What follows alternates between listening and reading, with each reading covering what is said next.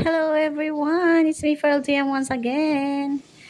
At ang dish na ito ay isang balot curry. At andyan na nga yung ating mga ingredients. Iniisa-isa ko na. Yan. So, of course, ayan na ang ating balot.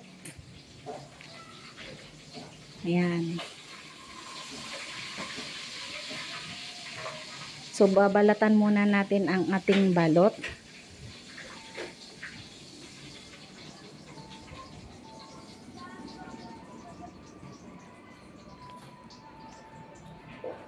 Isa-isahin nating balatan lahat ng ating balot para sa ating gagawing recipe na balot and penoy curry recipe. So, ang pinili ko pala na balot ay yung 18 days, yung tinatawag nilang balot sa puti. Yung medyo malaki-laki yung ano niyan, yung sisiw niya or yung tinatawag ng iba na kiti. Ayan, so binalatan ko muna ang lahat bago ito lulutuin. So may sabaw-sabaw pa siya. Yan, so finally nakabili na rin ako ng balot sa ilang gabi kong inaabangan yan na makabili ng balot. So since nasa third floor kami, Japan third floor, so ang hirap talaga makachamba ng may dumadaang balot. Kaya good thing kagabi talaga na sa wakas nakabili ako. So ayan na nga. 6 pieces lang ang ating binili guys kasi medyo mahal siya kaya pwede na yun, 6 pieces lang. Kasi on tight budget po tayo. So, yung 6 pieces na yan is 162 pesos. It cost 27 pesos each ang ating balot.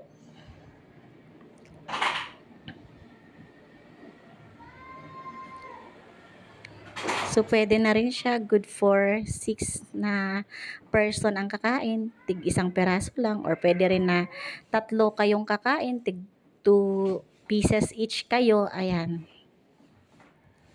So, pwede na rin kahit isang peraso lang kasi bawing-bawi naman sa ating sarsa. Masarap naman ang ating sarsa na which is yung ating curry. So, ayan na nga yung paminta and then the curry powder and then yung ating gata. So, first, in-slice muna natin ang ating carrots. Patatas pala. Hindi yung carrots, patatas. So, it's up to you guys kung anong slice na gusto nyo ng inyong patatas. So, I choose to cut into cubes, the same as well sa ating carrots.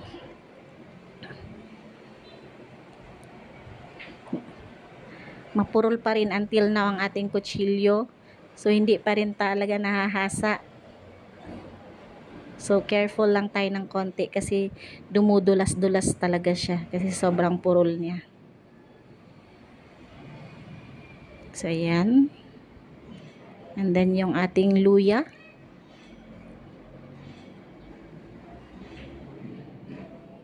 I slice it into thin slice ng pahaba.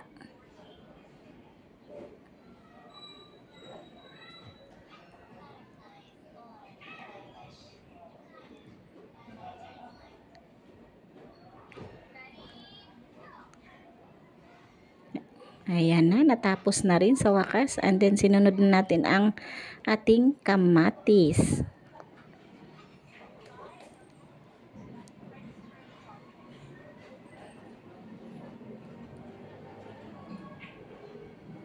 So, yung kamatis is optional lang po yun. Sa gusto lang po maglagay ng kamatis, pwede rin. At pwede rin hindi lagyan. Optional lang po yan. Ako gusto ko lang po na maraming spices ang aking curry. So, ayan, sinunod na natin ang ating red chili. Kasi gusto ko yung may konting kick ang ating dish. Yung konting-konti lang, hindi masyadong maanghang. Ayan. So, balance lang And then yung ating ano din, yung siling haba na green na hindi naman siya masyadong maanghang na sili. Yung ginagamit usually sa pangsigang. So nilagyan na rin natin siya ng at least 3 pieces, and then ayan na yung ating garlic.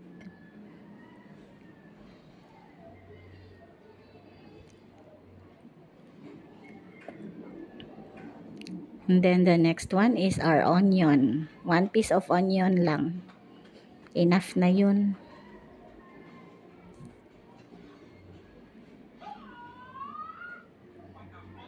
So that's it. Tapos na. Ayan. So naglagay muna tayo ng mantika sa ating kawali. And then gisa-gisa na. Start gisa. And then inuna ko yung garlic.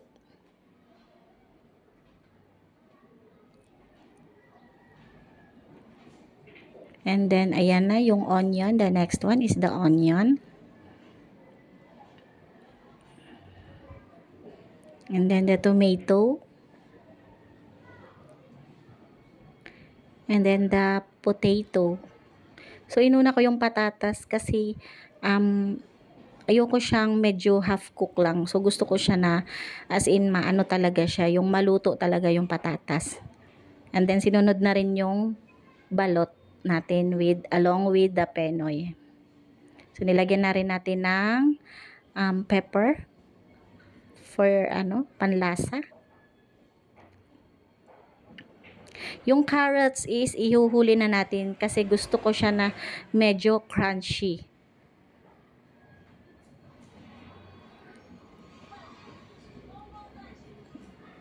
And then nilagay na rin natin ang ating curry powder. 2 balot na curry powder ang aking nilagay. 5 pesos each lang yun siya. And then nilagay na rin natin sinunod natin ang ating coconut milk. Dagata. So yan, nilagay na rin natin yung carrots and then yung luya. So while waiting na kumulo siya. Para sabay-sabay na rin siyang kukulo. Kasi medyo gutom na kami dyan guys. Kaya minadali na namin. As long as maluto talaga yung dish is okay. So no need naman na yung kailangan mauna ng ganyan. Ayan. So antayin muna natin siyang kumulo. So nilagyan natin siya ng slurry, yung mixture of flour and water para yung ating sarsa is medyo malapot. Ayan. So gusto ko siya medyo malapot. So nilagyan natin siya ng slurry, mixture of water and flour. So ayan, that's it. Ganun lang talaga siya kasimple.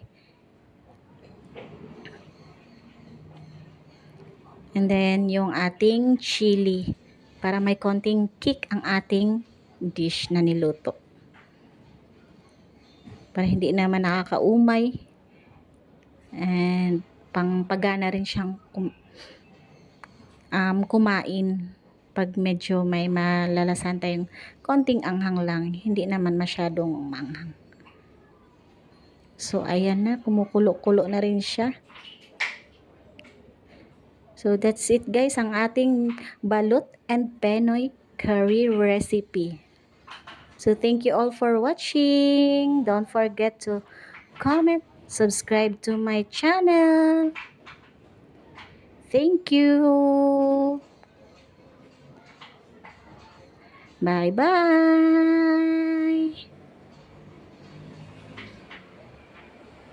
See you on my next vlog.